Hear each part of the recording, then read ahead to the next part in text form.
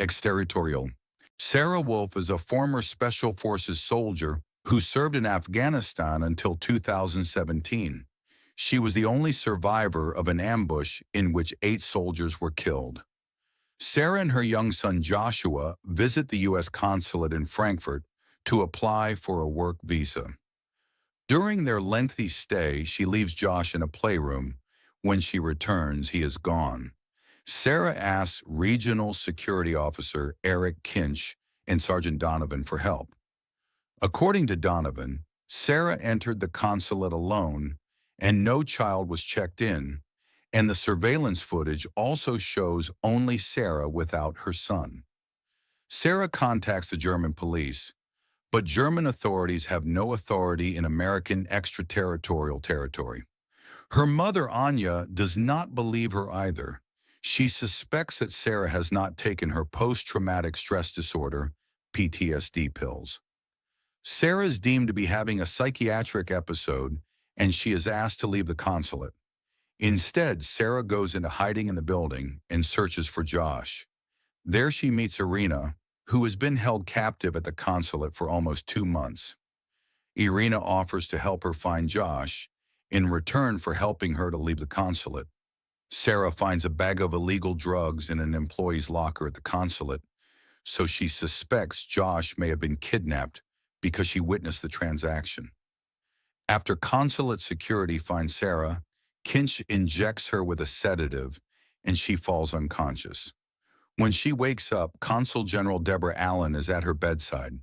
She was contacted by Sarah's mother, who is concerned about Sarah's PTSD and her delusions following her deployment to Afghanistan, during which Joshua's father was also killed.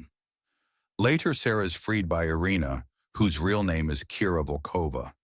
Her father was a Belarusian dissident and was killed by the Russian government. Kira fled to the U.S. Embassy in Minsk.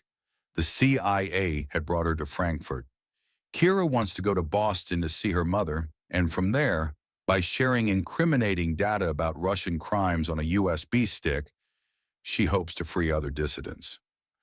Sarah has a job offer with a security firm in the U.S. that is recruiting female ex-soldiers. She discovers that Kinch is behind the offer as a ruse to get her into the consulate and kidnap her, as he was also in Afghanistan. Sarah had received a video from a journalist showing Kinch meeting with a Taliban militant.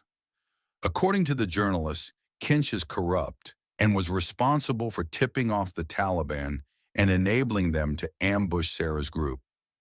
Sarah launches a diversion so Kira can escape to the U.S. via France. Kinch admits to Sarah that he kidnapped Josh and tampered with the surveillance footage. As Sarah was the last surviving witness to the Afghanistan incident, and Kinch felt threatened by the journalist's evidence, so his plan was to get Sarah concerned about her son and let her run amok in the consulate so he could shoot her in self-defense. Sarah kidnaps Kinch's daughter Aileen and takes her to a safe room. She initially tries to trade her for Josh, but then changes her mind and releases her. Sarah later secretly records Kinch's confession on Aileen's digital recorder.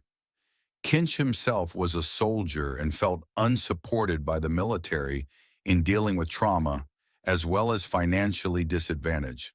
Therefore, he made a deal with the Taliban to sell information and improve his financial situation. After Sarah is shot and injured by Kinch, Josh is freed. 8 weeks later, Sarah calls Kira. Kinch is now in custody in the U.S. Sarah travels to the U.S. with Josh and plans to meet Kira there.